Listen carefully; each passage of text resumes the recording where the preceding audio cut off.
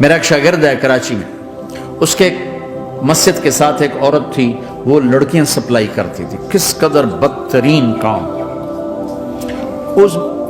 اس نے، میرے شاگرد نے اس عورت کے بیٹے سے دوستی لگائی اور اس کو میرے بیان کی کیسٹ دے دی۔ اس نے کہا یہ سن لینا۔ اس نے گھر میں جا کے لگا لی، اس کی ماں کام کرتے ہوئے چلتے پھرتے سن رہی، کانوں میں آواز پڑ رہی۔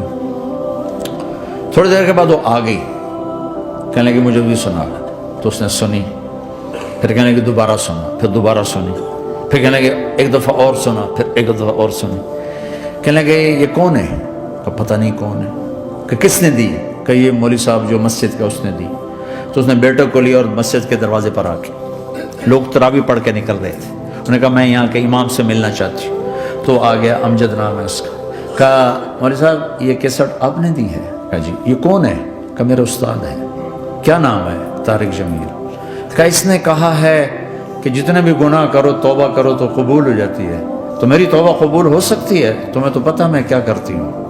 کہا بی بی توبہ تو سب کی قبول ہے۔ کہ اچھا پھر میں تمہیں گواہ بناتی ہوں، میری توبہ، میری توبہ۔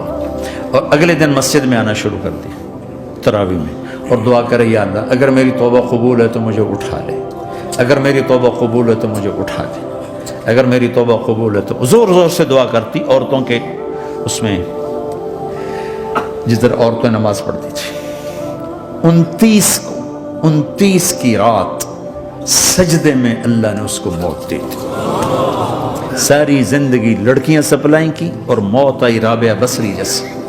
توبہ ایسی چیز، اے اللہ میری توبہ قبول ہے تو مجھے اٹھا لے۔